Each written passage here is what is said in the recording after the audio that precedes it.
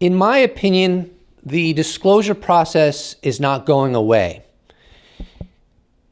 The way we experience the UFO topic in media and within the scientific community and within the government, legislative body, and so forth, prior to the December 16th New York Times article from 2017 is very different than how we're experiencing all those things post the December 16th, 2017 New York Times article. And that's just a fact. And anyone who says that's not true, well, I don't know what to say. But that's just a fact that's been proven over and over again over the past 5 years, because this has escalated persistently, consistently. It has not lost steam. Disinterest in this topic has not taken the place of interest. The interest has only increased scientifically, legislatively, journalistically. We are in a completely different environment post the New York Times article versus prior when it comes to UAP reality. That is utterly self-evident. But I just know some people are going to debate that. But you know what? I'm also not going to debate that the world is round and not flat. You know what I mean? I have my limitations. People want to believe stupid things. That's their business. I'm not getting involved with that. Now, my perspective, and of course I could be wrong, is I do not anticipate this momentum in the direction of UAP may represent beyond next generation technology, and further may also stem from non-human intelligence, is going to go away. I anticipate that momentum will only increase. And let me provide you with the logic I am employing behind that position. The logic is rather simplistic. Enough human beings have claimed to have seen unambiguous UAP over the decades. Patterns have emerged that are in enough alignment from disparate people that leads me to believe that some of these people truly are seeing unambiguous UAP with no wings, no rivets, no perceptible means of propulsion, and so forth. Now, does that mean that most UFO sightings are of those things? No. Most are of stars and Venus. There's a lot of people that lie about their experiences. But that doesn't take away the evidence that's there and compelling, in my opinion. The patterns and the number of people, and that some of them are telling the truth. So, if there is a ground truth to UAP, then it stands to reason that the United States government's censors over the decades have verified this. So the United States government knows it exists, even if it's only small pockets of the United States government. Even if it's all highly classified and insulated from the rest of the world, they still have knowledge scientifically, forensically, of this reality. And so if that is true, and it might not be, but I assess that it absolutely is true. If that is true, then I would argue this momentum that was kindled from the December 16th, 2017 New York Times article, by virtue of physics, if you will, has to continue in that direction. Just as an example, the new legislation to look at people's non-disclosure agreements and to give whistleblowers the capacity to sue the government, right? That has absolutely zero historical precedence. That is new. That is different from the 50s and the 40s and the 60s, right? As it pertains to UAP. Having a UAP office in the Pentagon is different from the 40s and the 50s and the 60s. So we are absolutely in new, uncharted waters as it pertains to UAP. So if there is a ground truth to this, then I would argue that there's no way that the toothpaste can be put back into the tube. The genie cannot be put back into the container. And because that cannot go backwards, now we have this UAP consciousness percolating in the zeitgeist, within the government, and within the scientific community to some extent. That percolation is going to keep the UAP topic afloat. The only way that this could go back to the way it was prior to December 16th, 2017, is if, for example, the US government made a statement with no wiggle room, declarative, that, you know what, we've been working on this, we've looked and reviewed the data, now we have a better understanding. What's really going on is these UAP are all stemming from adversaries. And so that's what this is all about. Please stop the conspiracy theories, the speculations. Let's just not give so much breath to that anymore. They could do that. But they could do that only if they could do that. If that makes sense. They can't do that, in my opinion.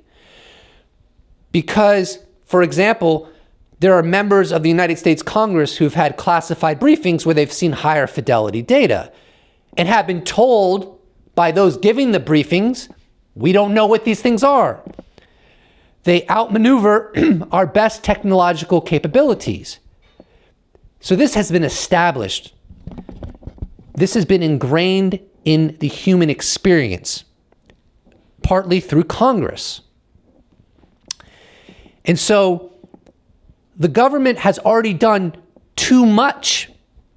Even if people aren't happy with as much as they've done, they've already done too much for them to put the car in reverse and try to go back to where they were. It's not going to be possible.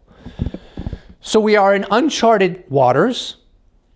And if there is a ground truth there, which I think there is, this can only go in one direction. This has to unravel. And part of that unraveling process will constitute future hearings where members of the United States government or legacy UFO programs and so forth, hopefully under oath, will go before members of congressional committees and testify that there is a there. And that has to happen if there is a there, right?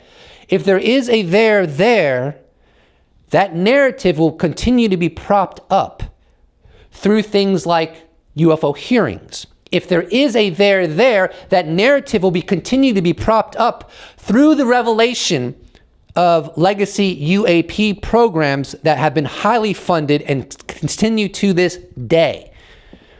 The evidence is going to continue to build, in my estimation, over time, that there is a there.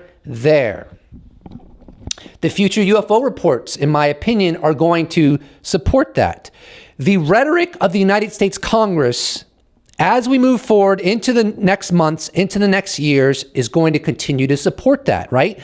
The rhetoric of the United States Congress, even 10 years from now, is going to continue to support that. 20 years from now is going to continue to support that, because I assess there is a ground truth and that the genie cannot be put back into the container. The toothpaste cannot be put back into the tube.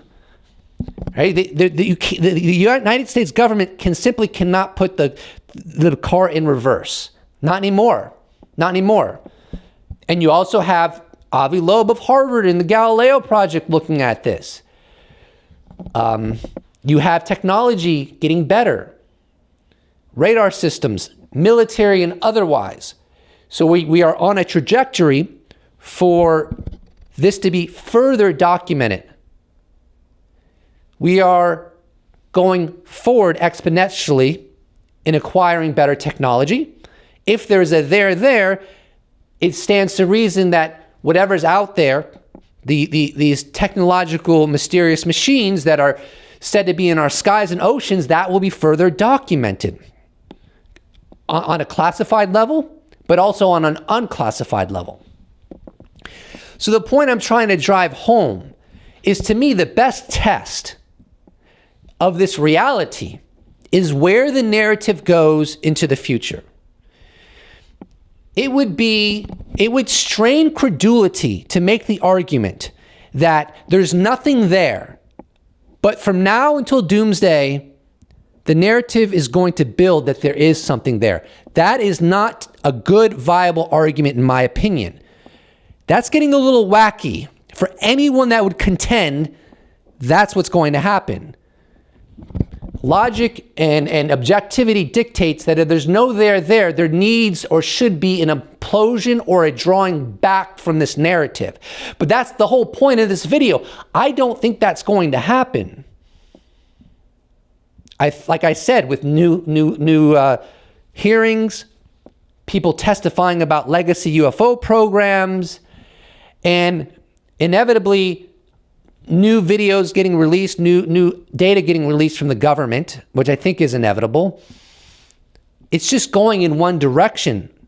Not because I'm a UFO fan and I'm like rooting for it to go in one direction, but because I assess that there's a root scientific reality to this. So it has to go in that direction. So we haven't gotten the UFO report. We've only had one UFO hearing so far. What's going to happen? Like in the legislation, the Congress has to continue to get briefed, right? For years to come on UAP. It stands to reason that those briefings will get better and better, right? As they get a handle on where to ask for the data and more pressure builds for the various agencies to provide that data, it stands to reason that those future briefings, if there is a there, will lead to further confirmation in confidence in congressional members that we're dealing with a true scientific mystery, as opposed to, oh, it is Chinese drones or Russian drones. So the greatest test of of what the truth is where this all goes moving forward. And yes, I do think inevitably it has to culminate in scientific confirmation. We haven't had scientific confirmation yet. But prior to that happening, the hints, the writing on the wall, the inferences can easily be made just by watching closely the trajectory of where this is all headed. And that trajectory has been spot on for 5 years now. What is going to happen in another 5 years? Where will that trajectory go? I can't say for certainty, but I anticipate it's going to continue in the same direction, which it shouldn't. By any objective standard, it should not if there's no ground truth. And anyone that wants to make the argument, well, it's going to continue in this trajectory, but there's no ground truth, that's just a wacky argument. Explain why that is. You're sounding like a conspiracy theorist at that point. We are in uncharted waters. And it's these uncharted waters that will reveal the truth. Will this pull back? Will Congress start talking very differently about UAP the way they've been talking about it in comparison to the past 5 years? What will the future hearings reveal? Will there come a point where the government just squashes this whole narrative and says, this is nonsense, we got to stop this? Or on the other hand, is it going to continue in a direction that gives credence to the idea that some of this stuff may be beyond next generation and also non-human intelligence oriented? I bet the latter, but we'll see. It's really exciting. This was just a little off the cuff talk. Hope you enjoyed it. Absolutely no jump cuts. I guess I'm in the zone, or I like to tell myself that. I slept pretty well last night, thank God. My brain functions very differently when I sleep well. I'm a different human being, as if I've been incarnated into a new life. Please don't forget to subscribe. And if you'd like to support this channel, you can check out my merch shop where I sell t-shirts. You could become a patron. You could become a YouTube member. You could give me a one-time donation. Or you could just slap a like on this bad boy and I'll appreciate it so much. Thank you so much for watching. And I look forward to seeing you in the next episode. Special thanks to all patrons, YouTube members, those that have bought merch, those that have given me a one-time donation. I couldn't do without you. Thank you so much. See you in the next episode.